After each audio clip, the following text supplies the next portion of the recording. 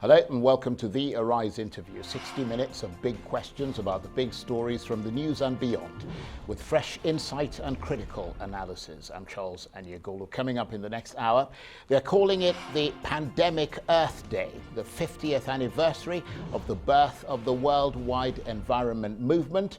For the planet and for humans at least, the Earth is effectively closed due to COVID-19. But the coronavirus side effects, reduced pollution, re-emerging wildlife and plunging oil prices offer a tantalising glimpse of a more environmentally friendly planet. But can there be much cheer given that the cause is a deadly disease that's ravaging the world? We'll speak to one of Nigeria's hard-working environmentalists.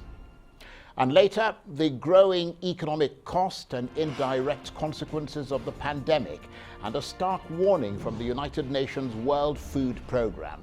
A worldwide famine of biblical proportions could be upon countries with vulnerable populations, including those in Africa, Latin America, and parts of Asia. We'll talk to one aid worker about the needs of those living in extreme poverty in Nigeria in a moment.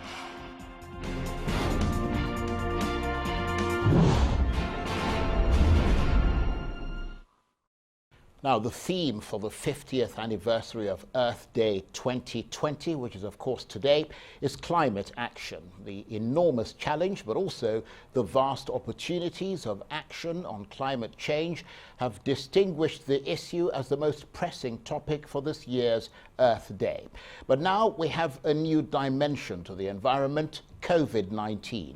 The world is experiencing a new relationship with the environment, enjoying a sort of new tranquility with far fewer flights, a lot less cars on the roads, wildlife returning to new clear waters, the air clearing of pollution, and the chief polluting fossil fuel, crude oil, now so worthless that the industry is paying to have it taken off its hands. It's a scenario that a few months ago environmentalists could only dream about. But given that this new green reality is the result of the coronavirus pandemic, which is ravaging the world, should we be cheering? We'll speak to a Nigerian environmentalist about this in a moment. But first, here's the UN Secretary General Antonio Guterres delivering his Earth Day message. On this International Mother Earth Day, all eyes are on the COVID-19 pandemic, the biggest test the world has faced since the Second World War. We must work together to save lives, ease suffering, and lessening the shattering economic and social consequences. The impact of the coronavirus is both immediate and dreadful. But there is another deep emergency, the planet's unfolding environmental crisis. Biodiversity is in steep decline, and climate disruption is approaching a point of no return. We must act decisively to protect our planet from both the coronavirus and the existential threat of climate disruption. The current crisis is an unprecedented wake-up call. We need to turn the recovery into a real opportunity to do things right for the future. I'm therefore proposing 6 climate-related actions to shape the recovery and the work ahead. First, as we spent huge amounts of money to recover from coronavirus, we must deliver new jobs and businesses through a clean, green transition. Second, where taxpayers' money is used to rescue businesses, it needs to be tied to achieving green jobs and sustainable growth. Third, fiscal firepower must drive a shift from the grey to the green economy and make societies and people more resilient. Fourth, public funds should be used to invest in the future, not the past, and flow to sustainable sectors and projects that help the environment and the climate. Fossil fuel subsidies must end, and polluters must start paying for their pollution. Fifth, climate risks and opportunities must be incorporated into the financial system, as well as all aspects of public policy making and infrastructure. 6. We need to work together as an international community. These 6 principles constitute an important guide to recovering better together. Greenhouse gases, just like viruses, do not respect national boundaries. On this Earth Day, please join me in demanding a healthy and resilient future for people and planet alike.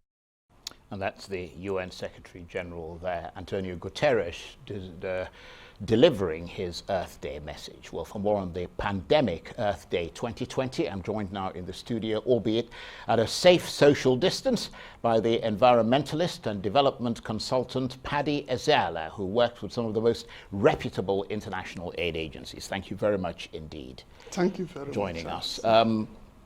And I was going to start by asking you, we're seeing far fewer flights, a lot less driving, a lot less factories pumping out fumes. Is this a new opportunity to see what difference we can make with the environment? Yeah, but we should also find out that, recognize that the cause of this development is an existential threat. So liquid leaves no room for people to start thinking of such opportunities. Well, it would be nice to see the waters clean, the air very clean and things like that, but not at the expense of human beings, because what we have been preaching for decades is for humans to live in harmony with nature, not nature being separate and human beings under lockdown. That is not the way to go. It's most unfortunate that we are seeing how clean nature can be, but what has brought about such development is not that people have become environmentally aware and started doing the right things, but it's not that they have been forced to go indoors. It has economic consequences, and we wouldn't like human beings to be exterminated in favor of the natural environment. That's not what you're looking for.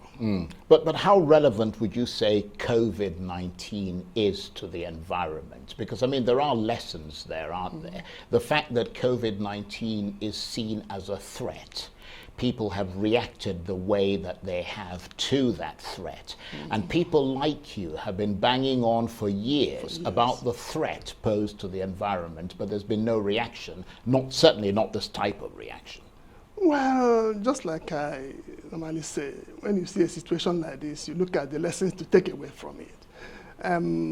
Well, if we do the right things, we will get the environment back. The situation is not hopeless. That's what you see with the lockdown. Just a few weeks or months of lockdown, things try to get back to the way it should be.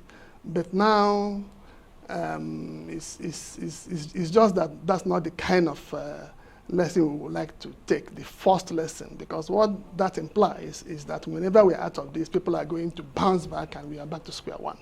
That's not the kind of lesson we are looking for. One would have preferred a situation whereby people quite understand how to manage the environment, how to live in harmony with nature without destroying the environment while making economic and social progress. But of course, sometimes it takes a crisis to create an opportunity. And would you say that the awareness of the environment is greater now as a result of COVID-19? It may not be awareness. It's just that, well, awareness in one sense that we know that it is possible to get things right. And we are being forced to do things differently. For instance, many people are, even under lockdown, are working from home. In some countries, nobody would have thought of that. You know, some meetings that would have been held online, people are forced to do that. Even television interviews, people are now doing on Skype and all that. Which means if you take another look at the way we do things, there's an opportunity to reorder things, to think in a different way, and minimize the way we burn energy, the way we move around, the way we drive around, and many flights here and there and all that. The impact on environment is grave. When we discuss climate change, they say carbon emissions reduction and all that. People are now forced to reduce it. But the fear is that when we're out of this, they are going to bounce back even more. Yes, I want to talk about that a little bit later. The fact that the threat might be greater, and the environmental damage might be considerably greater. But what about the relevance of science today, for instance, which environmentalists like you have depended on to provide statistics to support your contention that the environment is being damaged? I mean, with COVID-19, has science become more central in policy making? Because you see everyone quoting the statistics and the numbers and listening, actively and intently to scientists. The understanding of statistics has become core, hasn't it? That would help the understanding of the environmental damage, wouldn't it, if people were able to react to it the way they are reacting now? Yes, the science has taken the center stage, more or less. People, as you listen to the doctors, listen to what the scientists are saying and all that. Yeah, we are listening now. Religion and others have stepped sideways. So it is something good. Science is the way to go, science and technology. I was talking about having meetings online. Without science, we won't be talking about that. So that's what I'm referring to is the stats. Yes. Because for instance, I mean, for you to convince me, that's the problem. A lot of people are science, if you like, unfriendly in the sense that they don't understand it really. So when you start talking about the carbon emissions and the amount of displacement of air by particles and so on and so forth, people kind of glaze over. It is now first understanding of the importance of science. People now see it in practical terms, that without science there is no way. People are looking for the vaccines. It's not science. People are looking for finding cure here and there. Right. Well, let me ask you this. Do you, I mean, because as COVID-19 has happened, I would imagine that you're re-strategizing in terms of how to get more people, because I mean your central focus remains the environment. Do you see countries adopting a lot more remote working, reducing sort of business and leisure flights, cars on the roads from now on, and replacing them with remote working? Because that would make a huge difference to climate change, wouldn't it? Yes, because first of all, we know that it's possible to do that. Like where we live in Nigeria, people move around a lot. In the morning, many cars are on the road to go to work. But what they're going to the office to do, they could have as well done from home. So now we have seen the practicality, the possibility of it. So from there we can take off and now see how to practicalize that. For instance, you look at a part of Lagos that is known as Apapa, where the wharf is, the congestion that takes place there.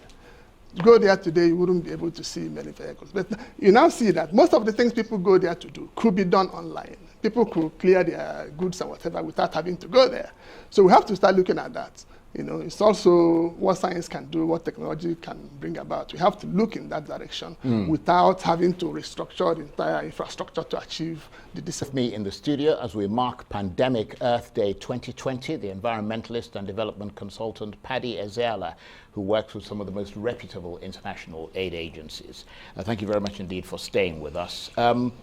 We were talking there previously about flights and the reduction in travel and the consequent reduction in emissions in the atmosphere. Do you think that this could turn out to be a development threat to developing nations like Nigeria? If you were, for instance, to start advocating for people to stay at home and stop driving and stop sort of going to work. I mean, because if the world were to go, or certainly if Nigeria were to go to remote working, wouldn't it threaten the case for investment in roads, rail networks, airports, that sort of thing?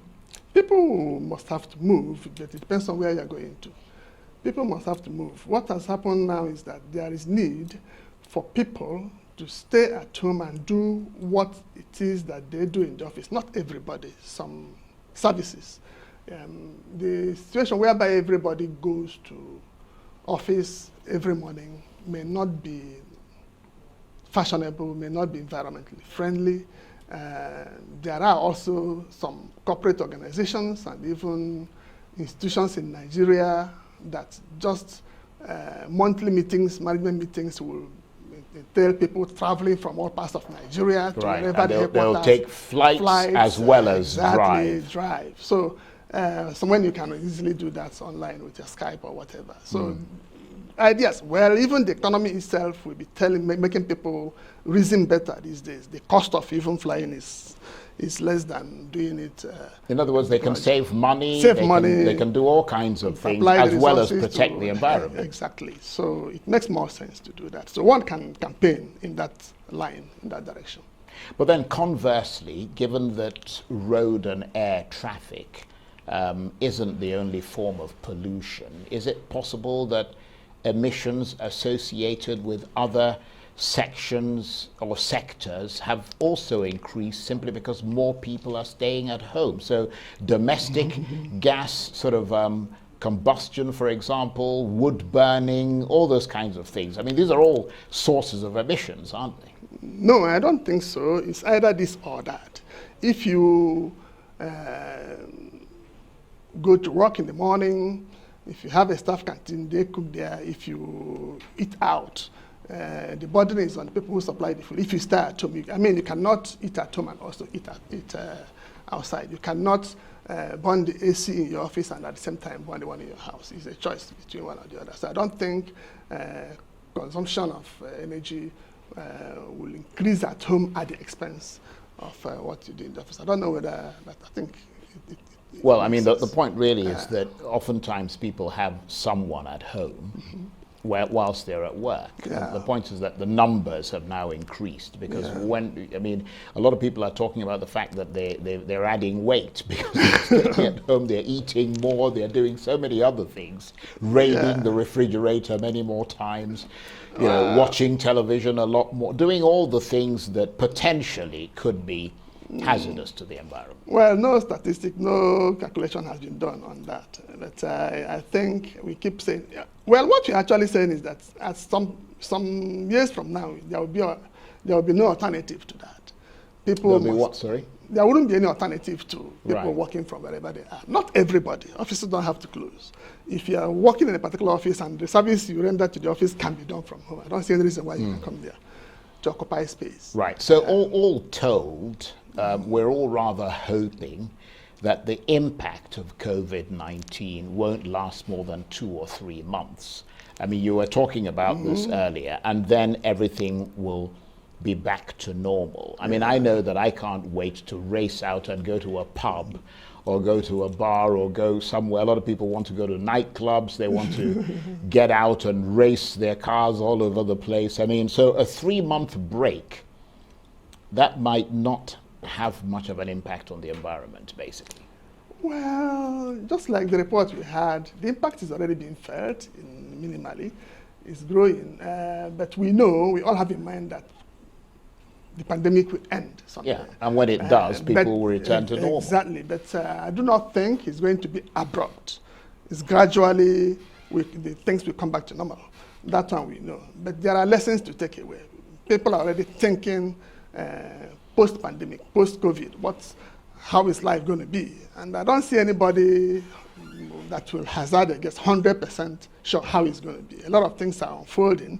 But the only thing we know is that it's not going to return 100% to what it was before. Relationships, international relations, local economy, and everything changes. And some of these changes are very deep, profound changes that will take some time for us to come out from. And I also believe that people are thinking even more deeply on how to reorder things. But now's the time for you to get that message out, though. Exactly. For instance, Nigeria is a monocultural economy. Look at what is happening with the oil industry. So we don't need to tell the government that diversification we've been talking about for ages. This is the right time for it, And West Africa generally, that's what we call in development radical dualism. That is where you have abundance of resources and people are still massively poor. What brought about that? So, and the poverty we are talking about is one of the greatest threats to the environment. So there is a relationship. This is time to start thinking deeply, to reorder our local economies and make sure that we are better off after this. It presents an opportunity.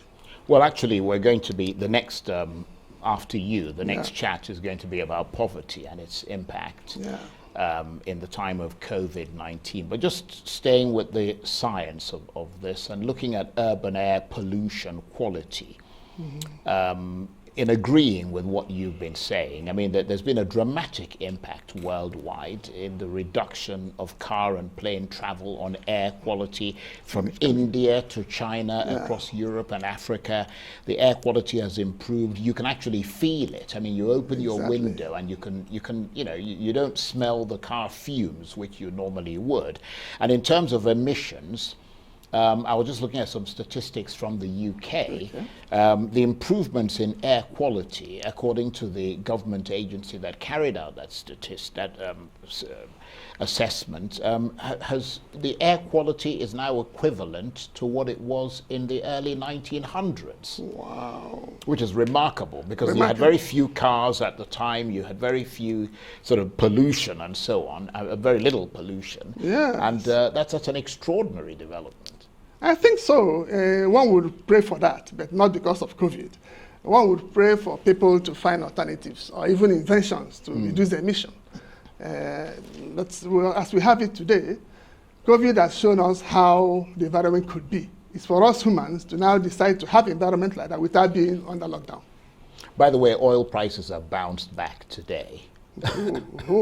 So whilst we're talking about the fact that this is very short-lived, I guess the lesson in all of this is that it's causing people to think. Yes, it's causing people to think. It's also showing people because traders will trade. Exactly. I mean, the oil business will continue, and Nigeria isn't going to wave a magic wand and oil is going to go away. I mean, they're still going to be selling their oil. Of course.